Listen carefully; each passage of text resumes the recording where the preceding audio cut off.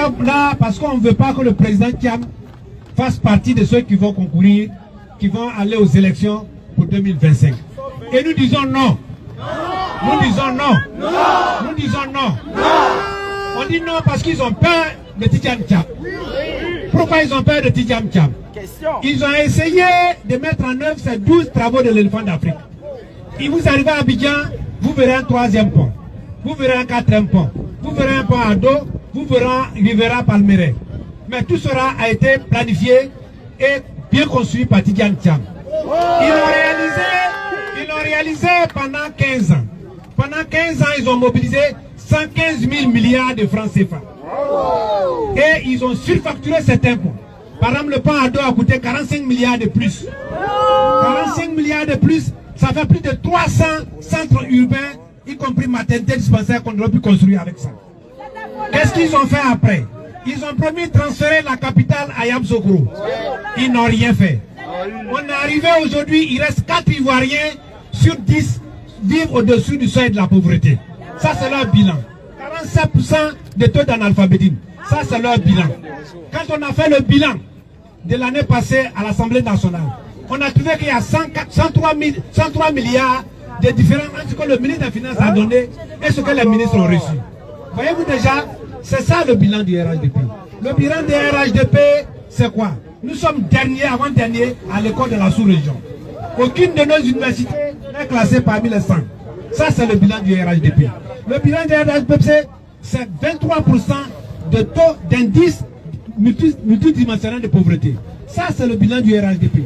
Le RHDP a prévu faire en 5 ans 600 000 logements. En 15 ans, ils ont dit qu'ils ont fait 40 000. Ça dit au moins de 6%. Ils ont échoué en logement social. Ils ont échoué à l'école. Hier, si vous avez suivi, c'est jeudi l'émission que j'ai créée, le docteur Chérif a présenté le chiffre de Trècheville. Le chiffre de Trècheville, les urgences, c'est la moisissure partout. Depuis qu'ils sont là, le sud de Yopougon, la plus grande commune, est fermé. Ils sont incapables d'ouvrir. L'urgence utilise les dispositions de Covid comme chambre de lit. Ça, c'est le RHDP. C'est pourquoi le président Tidjam Thiam dit, un de mes piliers, c'est l'indice de développement humain, c'est-à-dire le développement de l'homme, le capital humain. Le capital humain, c'est l'éducation, c'est la santé, c'est le bien-être des uns et des autres. Et le RHDP a réussi à nous mettre parmi les 36 derniers du monde. Le RHDP. Je dirais même le RDR. Parce que le RDR. Parce que pour tromper les deux frères du Nord, ils mettent notre logo. Ça, c'est la tricherie.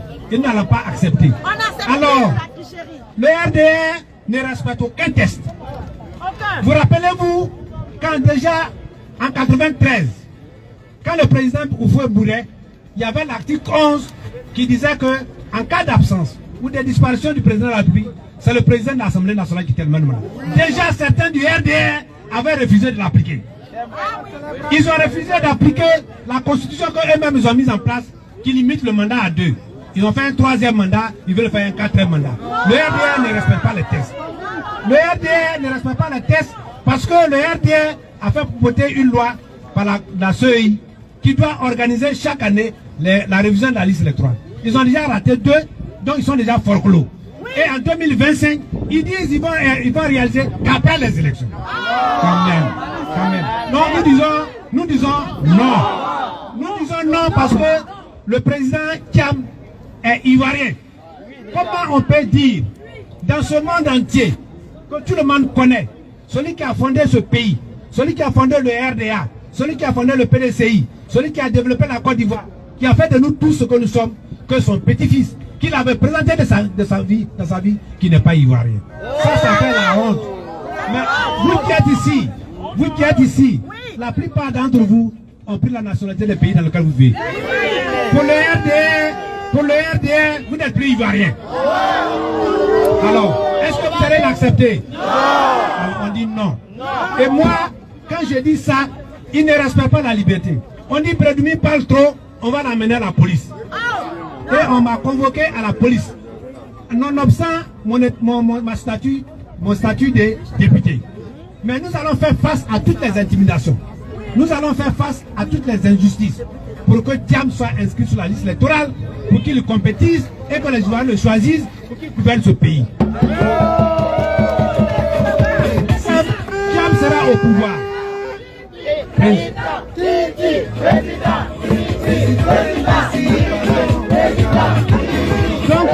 Donc notre combat, il n'est pas contre quelqu'un.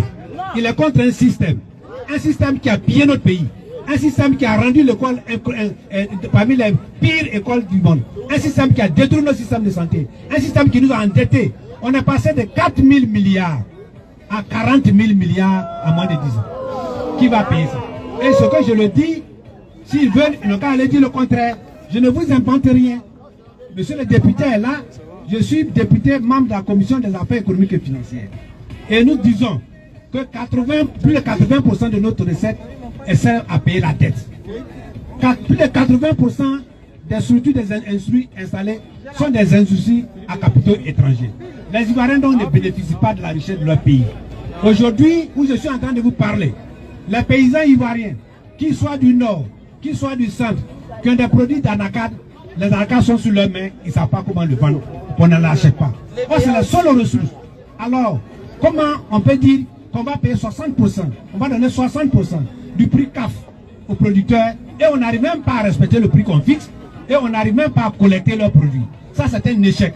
Jamais dans ce pays-là, nous n'avons connu une telle misère, un tel mépris pour les producteurs. Et nous disons que les producteurs doivent s'associer à nous pour avoir un système de commercialisation, un système d'encadrement de leur production aussi efficace comme le PDCI RDA pour pouvoir prendre en charge leur vie et la vie de leurs enfants. Voilà le sens de nos combats. Donc nous ne sommes pas là. Si vous dites-vous une chose, chers frères et sœurs de la diaspora, ce combat, quand nous l'avons commencé, nous savions qu'il n'allait pas être facile. Si c'était facile, on allait partir au restaurant et on allait prendre le foutu prêt. Donc on n'est pas pour ça. On sait que ça va être difficile. Donc tenez bon. Mobilisez-vous dans vos douches, dans vos salons, dans vos entreprises. Tout le monde pour lutter contre l'injustice en Côte d'Ivoire. On a dit,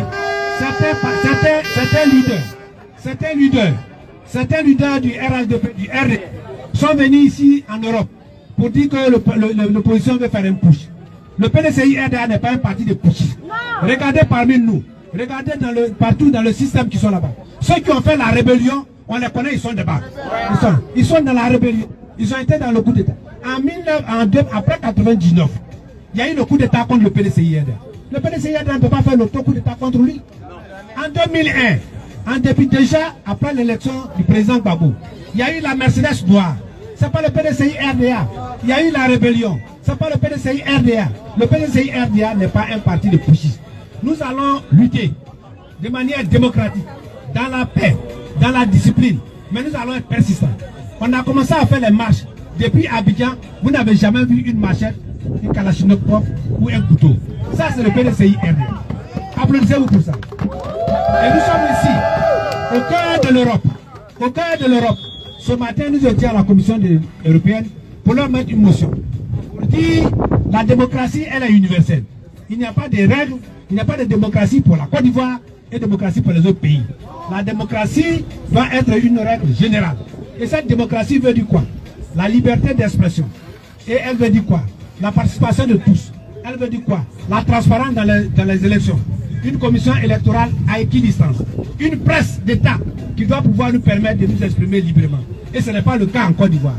Et c'est pourquoi nous nous battons. Aidez-nous à nous battre. Ne cédez rien. N'abandonnez rien. Soyez vigilants. Et nous vous promettons que quant à nous, nous allons continuer le combat. Priez pour nous. Que Dieu nous aide. Que Dieu aide Thiam. Le président Thiam, au soir du 25 octobre, nous allons tous chanter. Bravo Thiam. Félicitations à la Côte d'Ivoire. Félicitations aux Ivoiriens. Parce que le pays sera libéré de l'obscurantisme, de la détournement et que la Côte d'Ivoire gagne. Merci beaucoup, monsieur le président. Venez ici. Le président du groupe parlementaire, PDCI RDA, monsieur Beau Simon, avec qui nous nous battons. Et nous disons, bravo à la diaspora, bravo aux Ivoiriens. Nous allons prendre le pouvoir et nous allons gérer avec tout le monde. La Côte d'Ivoire sera maîtresse de son destin. On ne gère là en arrachant les tabourets, non. On ne gère pas par rattrapage ethnique. On gérera pour tout le monde et tout le monde sera heureux. Et les ressources de la Côte d'Ivoire seront partagées de manière équitable. Merci et que Dieu vous aide. Merci beaucoup. Merci, voici Brother Louis. Merci d'applaudir. Merci beaucoup.